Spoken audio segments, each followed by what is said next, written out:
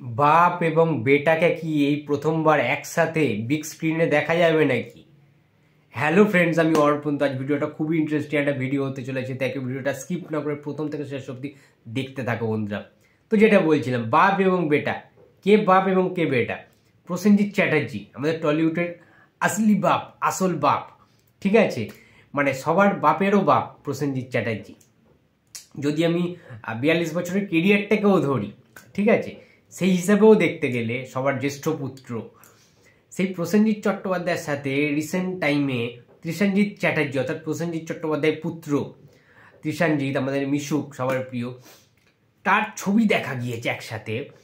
সেটা পোস্ট করেছেন, অবশ্যই সেটা happy new year post. But এর সত্ত্বেও আমি কেন এই কথাটা বলছি, প্রসেনজিৎ চট্টোপাধ্যায় কিন্তু লঞ্চ করতেই পারেন তার পুত্রকে সিনেমার পর্দাতে, তৃষানজিৎ চ্যাটার্জিকে। সেটা কিভাবে সম্ভব? এটা কি আমার মন গড়া কথা? রিসেন্ট টাইমে যদি এই ছবি দুটো বাদও দিই, তোমরা দেখতে পাবে বন্ধুরা, সৃজিত মুখার্জির সাথে, আমাদের ইন্ডাস্ট্রির ফার্স্ট বয় সৃজিত মুখার্জির সাথেও রিসেন্টলি একটা ছবিতে কিন্তু ধরা দিয়েছেন তৃষানজিৎ চ্যাটার্জি। ভাস্বতী ম্যাম পোস্ট করেছে, আমি দেখতে পেলাম ফেসবুকে। তো এটার মাধ্যমে কিন্তু একটা জিনিস ক্লিয়ার, যে কোনো ছবি করার চিন্তা ভাবনা কিন্তু রয়েছে। তৃষানজিৎ চট্টোপাধ্যায়কে কিভাবে লঞ্চ করা যায়, তাই কি একটা হাটকে কমার্শিয়াল সিনেমায় মানে লঞ্চ করবে, নাকি কোনো অন্য টাইপের কোনো ফ্যামিলি ড্রামে লঞ্চ করবে, থ্রিলার কোনো সিনেমায়, সেটা কিন্তু আমরা এখনো জানি না, এটা পুরোপুরি ক্লিয়ার নয়।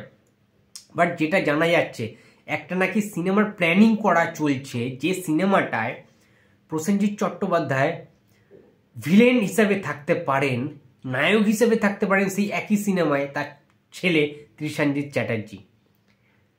এইরকম একটা সিনেমার চিন্তা ভাবনা করা হচ্ছে, এবং পরিচালক নাকি থাকতে পারেন খুব সম্ভবত সৃজিত মুখার্জি, তারই ডাইরেকশনটা কিন্তু হতে পারে।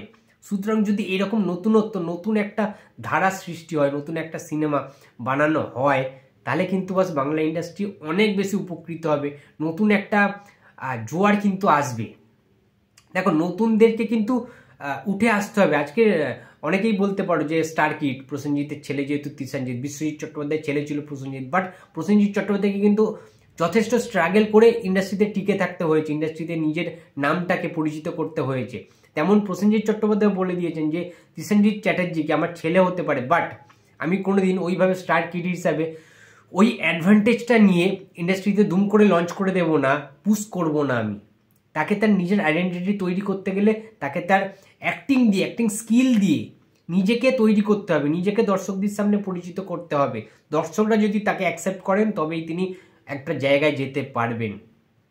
প্রসেনজিৎ চট্টোপাধ্যায় কোনো রকম সহযোগিতা কিন্তু তাকে করবেন না, ঠিক আছে? এটা কিন্তু তিনি জানিয়ে দিয়েছেন। যেটা বলে না যে সোর্স থাকলেই সব কিছু হয়ে যায়, ঠিক আছে? এত বড় একজন মেগাস্টারের ছেলে মানেই মেগাস্টার তাকে করে দেবেন। ভাই, অমিতাভ বচ্চনের ছেলে অভিষেক বচ্চন, অমিতাভ বচ্চনের মতো কি হতে পেরেছেন 1%? সত্যি কথা বলো তো, পারেননি তো, পারবেনও না। নিজস্ব স্কিল থাকা দরকার, নিজস্ব দম থাকা দরকার। নিজস্বতা না থাকে, তাহলে তোমায় কেউ বুস্ট করে একটা বিশাল একটা কিছু করে দিতে পারবে না। ওরমভাবে ভাইরাল হওয়া যায় না, ওইভাবে কোনো কিছু করা যায় না। সুতরাং তৃষানজিতের মধ্যে অনেকটাই বেশি তোমার অ্যাক্টিং স্কিল এসে গেছে, অনেকটাই বেশি ম্যাচিউরিটি এসে গেছে। এবং তোমরা সবাই জানো যে সুপারস্টার জিদ্দার মানুষ সিনেমায় কিন্তু তিনি প্রোডাকশন হাউসের, ঠিক আছে, এডিটিং টিমের মধ্যেও কিন্তু তিনি ছিলেন। সুতরাং বলাই বাহুল্য যে তৃষানজিতের অনেক বেশি সিনেমা সম্পর্কে নলেজ আসছে। সুতরাং তৃষানজিৎ যদি প্রথমবারের জন্য আত্মপ্রকাশ করে বাংলা ছবিতে, সেটা যদি সৃজিত মুখার্জির পরিচালনায় হয়, এবং সেই সিনেমারই ভিলেন যদি সেই তৃষানজিতের বাবা প্রসেনজিৎ হয়, তাহলে তো আর কোনো কথাই নেই, তাই না? আগুন জ্বলে যাবে বক্স অফিসে, জাস্ট আগুন জ্বলে যাবে। সেরকম যদি গল্পটায় থাকে, জোর থাকে, ঠিক আছে?